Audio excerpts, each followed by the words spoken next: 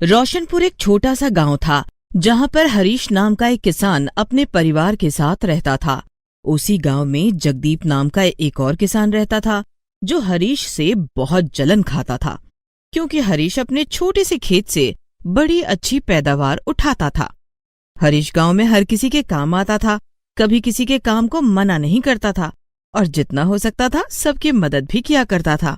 जगदीप का खेत हरीश के खेत के साथ में मिला हुआ था। देखो तो इस बार भी हरीश की फसल कितनी अच्छी हुई है। उसके खेत में बैंगन के पौधे कितने अच्छे लग रहे हैं। छोटे छोटे पौधों को देखकर ही लग रहा है कि बैंगन भी खूब आएंगे। अरे जब देखो हमेशा हरीश के खेत में ये हो रहा है, हरीश के खेत में वो हो रहा है। अरे अपने खेत पर आपका बिल्कुल भी ध्यान नहीं रहता। तुम्हारे साथ का ही खेत है हरीश का, जिस तरह का वो काम करता है क्या तुम भी अपने खेत में उस तरह का काम नहीं कर सकते? बस हर समय उसे जलते रहते हो तुम। अरे मैं बहुत बार देख चुका हूँ वो कैसे खेती करता है।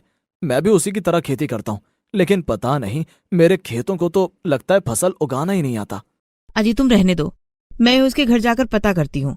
आखिर वो अपने खेतों में ऐसा क्या करता है कि उसकी फसल हर बार इतनी अच्छी होती है? अपनी पत्नी को पड़ोसी की तारीफ करता देख जगदीप को बिल्कुल अच्छा नहीं लगता। वो दोपहर में ही खेतों में पहुंच जाता है। वो सब तरफ देखता है, वहां पर कोई भी नहीं था। गुस्से में वो हरीश के खेत में घुस जाता है और उसके बैंगन के पौधे उखाड़कर इधर उधर फेंक देता है। उधर हरीश को 2 दिन के लिए अपनी बहन के यहाँ जाना पड़ता है। उसे पता ही नहीं था कि उसके खेत में सारे पौधे उखड़कर इधर उधर बिखरे पड़े हैं। 2 दिन बाद जब वो वापस आता है तो सारे पौधे सूख चुके थे। हे भगवान, ये मेरी फसल के साथ किसने ऐसा कर दिया? तभी उसे जगदीप दिखाई देता है। जगदीप भाई, देखो तो मेरी फसल के साथ किसी ने क्या किया है। तुम्हें पता है कौन था वो? नहीं हरीश, मुझे नहीं पता, मैं तो गांव में ही नहीं था। देखा ना तूने, अभी तेरे सामने ही आ रहा हूं। अरे अरे, ये तो बहुत बुरा हुआ। ये तो ऐसा लग रहा है जैसे किसी ने जलन के मारे तुम्हारे खेत को नुकसान पहुंचाया है। हरीश को कुछ समझ में नहीं आ रहा था, क्योंकि जगदीप तो उसके साथ सालों से साथ वाले खेत में खेती कर रहा था। इसीलिए उसका शक जगदीप पर जाता ही नहीं। दुखी हरीश घर पर आ जाता है। अजी क्या हुआ, आज बड़ी जल्दी आ गए हो और इतना निराश क्यों लग रहे हो? क्या बताऊं सुगंधा, किसी ने मेरे साथ बहुत बुरा किया है। मेरी सारी बैंगन की फसल खराब कर दी। मैं तो 2 दिन गांव से बाहर गया था, मेरा तो सारा खेत ही उजड़ गया। ये तुम क्या कह रहे हो? हे भगवान, किसने हमारे साथ इतना बड़ा जुल्म किया है? भगवान करे जिसने हमारे खेत को नुकसान पहुंचाया है, भगवान उसे कभी माफ ना करे। उन पौधों की बद्दुआ लग जाए उसे। कैसी बातें कर रही हो सुगंधा? भला पौधों की बद्दुआ कैसे लग सकती है? अजय क्यों नहीं लग सकती? नन्हे नन्हे पौधों को उखाड़ फेंका। देख लेना, मैं कह रही हूँ उन पौधों की बद्दुआ उसे जरूर लगेगी। उसका खेत भी सूख जाएगा और उसके घर में सब बीमार पड़ जाएंगे। तुम नहीं समझ रहे हो, लेकिन मुझे एहसास हो रहा है जब वो पौधे उखड़ रहे होंगे तो उन्हें भी कितना दुख हो रहा होगा। उन्हें दुख हो रहा था या नहीं पता नहीं, लेकिन मुझे लगता है तुम्हें ज्यादा दुख हो रहा है, इसलिए तुम ऐसी बातें कर रही हो। अब जो हो गया सो हो गया। अब कल सुबह जाता हूँ, सारे पौधे हटाकर नई फसल की तैयारी शुरू करता हूँ। और अब हम कर ही क्या सकते हैं? मैं भी तुम्हारे साथ चलूंगी। अगले दिन सुबह सुबह हरीश सुगंधा अपने खेत में पहुंच जाते हैं। सारे पौधे इधर उधर बिखरे पड़े थे और अब तो सूख भी चुके थे। सुगंधा कुछ पौधों को हाथ में उठाती है और रोते हुए बोलती है, कितना निर्दयी इंसान था वो, जिसने तुम लोगों को उखाड़ फेंका। तुम उसे कभी माफ मत करना। तभी वो पौधा बोल उठता है, किसी ने हमारे दर्द को नहीं समझा। सिर्फ तुमने हमारे दर्द को समझा ही नहीं, बल्कि तुम्हें भी दुख हो रहा है। हमें बहुत तकलीफ हो रही थी, उसे भी ऐसी ही तकलीफ महसूस करनी होगी। हाँ हाँ, बिल्कुल ऐसा ही होना चाहिए। उससे भी पता होना चाहिए कि दूसरों को तकलीफ देकर खुद कोई भी सुखी नहीं रह सकता। अरे तुम यहाँ खड़ी हुई इन पौधों से क्या बातें कर रही हो? अरे देखो तो, ये पौधे मुझसे बातें कर रहे हैं। मैं तो गुस्से में भूल ही गई, क्या पौधे मुझसे बात कर रहे हैं? ये तो बड़ी हैरानी की बात है। नहीं नहीं, इसमें हैरान होने वाली कोई भी बात नहीं। हम लोग तो बस ऐसे ही यहाँ पर पड़े हुए थे, तुमने आकर हमारी अंतरात्मा को जगा दिया। अब देखो मैं उसके साथ क्या करता हूँ। नहीं नहीं, जादुई बैंगन के पौधे, कभी किसी का बुरा नहीं करना चाहिए। मुझे बताओ, मैं दोबारा से अपने खेत में तुम्हें कैसे लहराता हुआ देख सकता हूँ? हाँ, यह भी ठीक है। हमें तो मिट्टी, खाद, पानी और हवा और धूप चाहिए। हम अभी पूरी तरह खत्म नहीं हुए हैं। तुम दोनों हमें फिर से लगा दो और पानी दे दो और खाद दे दो। क्या तुम फिर से हरे भरे हो जाओगे? हाँ, हम अपने जादू से भी थोड़ा खुद को ठीक कर लेंगे, लेकिन फिलहाल तो हमें तुम्हारी मदद की जरूरत है। हरीश और उसकी पत्नी ये सुनकर बहुत खुश हो जाते हैं। वो सारे पौधों को उठा लेते हैं और फिर खेतों में उन्हें वापस से लगा देते हैं और सारे खेत में पानी भर देते हैं। तभी जगदीप आता है। अरे हरीश, खेती करना भूल गया है क्या? सूखे पौधों को वापस खेतों में लगा रहा है। हाँ भैया, बस कुछ ऐसा ही कर रहे हैं, देखते हैं कोई चमत्कार हो जाए तो। पौधे लगाकर हरीश और उसकी पत्नी सुगंधा वहीं खेत के पास खड़े होकर खेतों को देखने लगते हैं। जगदीप भी उनके साथ खड़ा था।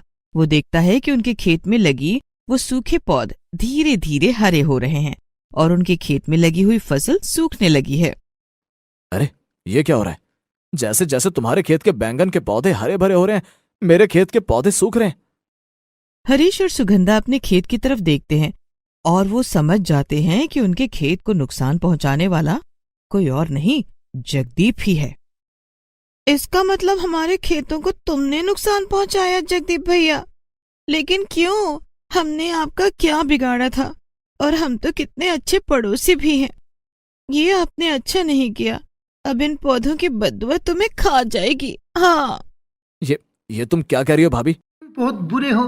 तुमने हमें उखाड़ कर फेंक डाला था और क्या उम्मीद कर रहे थे कि तुम्हारे खेत हरे भरे रह जाएंगे? नहीं, अब तुम्हारा खेत सूख जाएगा और इसमें कभी भी फसल नहीं होगी।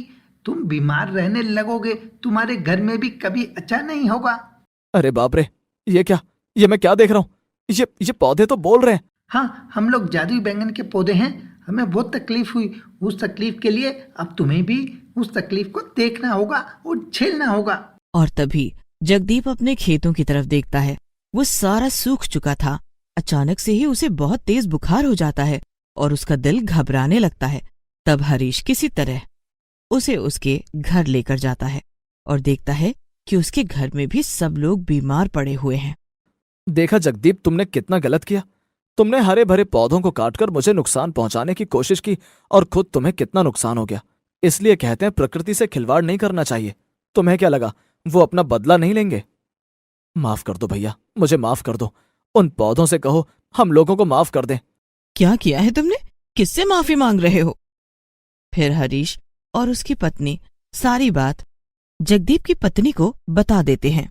कितनी बार कहा था, किसी से जलन रखने की जरूरत नहीं है। तुम काम सीखते और अपने काम को अच्छे से करते। देखा, तुम्हारी वजह से मुझे और बच्चों को कितनी तकलीफ उठानी पड़ रही है। मैंने ऐसा भी कुछ नहीं किया था।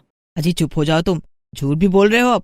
तुम मत भूलो, प्रकृति अपना बदला जब लेती है तो इंसान को उखाड़ कर रख देती है। हाँ। तभी जगदीप की पत्नी भागते हुए खेत में जाती है और वहां पर जादुई बैंगन के पौधों से कहती है, इन्हें माफ कर दो। मैं तुम लोगों से माफी मांगती हूँ। हमारे खेतों को अच्छा कर दो, वरना मेरे बच्चे भूखे मर जाएंगे। एक इंसान की गलती की सजा उसके परिवार वालों को मिल जाएगी।